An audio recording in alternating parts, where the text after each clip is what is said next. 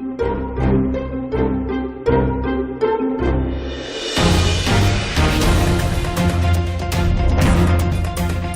tengah proses penyidikan sebagai tersangka pembunuhan berencana Brigadir Yosua, Ferdy Sambo menjalani sidang etik pada 25 Agustus lalu di gedung Transnational Crime Center Mabes Polri.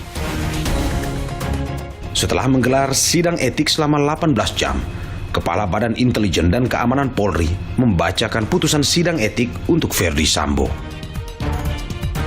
Menjatuhkan sanksi berupa 1.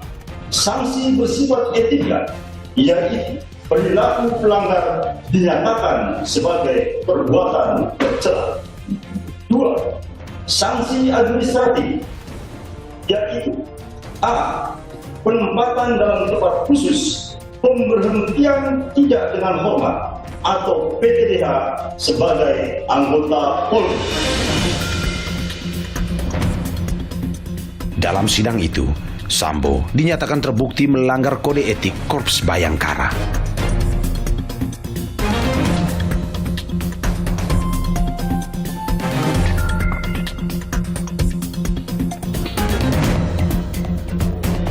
Dengan niat yang murni dan tulus, saya ingin menyampaikan rasa penyesalan dan permohonan maaf yang mendalam, dan saya menyatakan siap untuk menjalankan setiap konsekuensi sesuai hukum yang berlaku.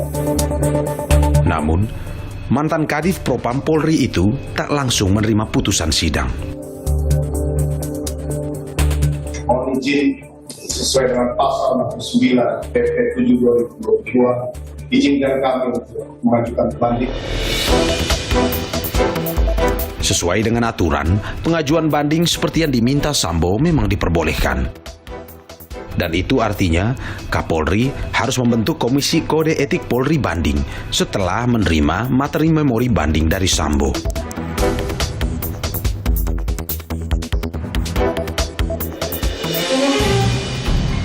Dalam sidang etik Sambo, Polri menghadirkan 15 saksi.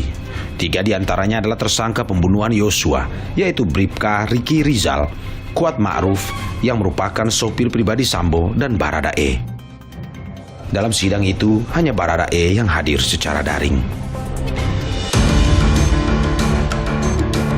Susila Ningtyas, Wakil Ketua Lembaga Perlindungan Saksi dan Korban menyebut, timnya mendampingi Baradae selama proses sidang etik Sambo.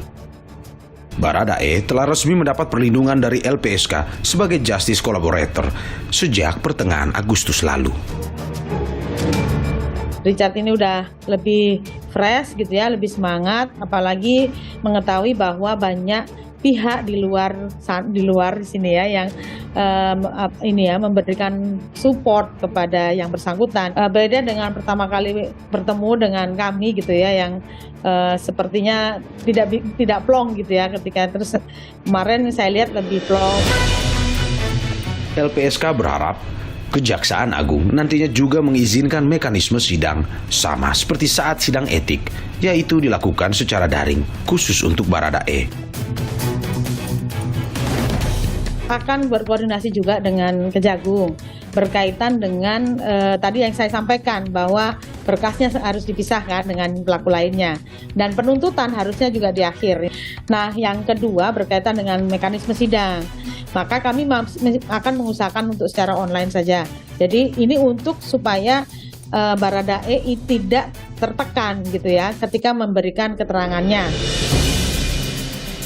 Dalam rapat kerja bersama anggota Komisi 3 DPR pada 24 Agustus lalu, Kapolri Jenderal Listio Sigit mencatat sudah ada 97 personel Polri yang diperiksa terkait dugaan pelanggaran kode etik. Dan juga ada kurang lebih 35 orang yang saat ini sedang kita proses, 6 masuk dalam obstruction of justice dan sisanya akan masuk dalam pelanggaran kode etik. Dalam kesempatan yang sama, Kapolri menegaskan komitmen institusinya untuk menuntaskan kasus ini. Ini juga merupakan komitmen kami untuk betul-betul melakukan tindakan tegas tanpa pandang bulu sesuai dengan arahan dari Bapak Presiden. Tidak ada yang kami tutup-tutupi, semua harus dibuka sesuai fakta. Psikolog forensik Reza Indragiri menyebut ada 4 parameter yang menjadi tolok ukur keberhasilan penanganan kasus pembunuhan Yosua. 4 parameter itu adalah tuntas. Makna tuntas adalah di akhir nanti harus ada orang yang dihukum pidana. Yang kedua harus menyeluruh, tidak hanya pidana pembunuhan tapi juga membuka jalan ke pidana-pidana lainnya kalau memang ada. Plus juga menyeluruh dalam pengertian dibutuhkan adanya pertanggungjawaban Polri sebagai institusi.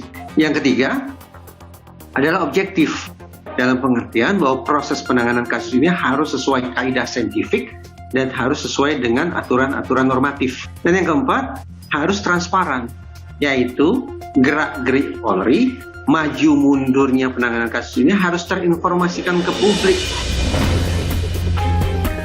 Ungkap secara tuntas dan transparan. Itulah yang disampaikan oleh Presiden Joko Widodo. Pengungkapan kasus pembunuhan Brigadir Yosua jadi momentum bersih-bersih Polri. Mari kita kawal bersama, karena ini tak hanya demi kepentingan Polri semata, namun juga kepercayaan masyarakat pada Korps Tribrata.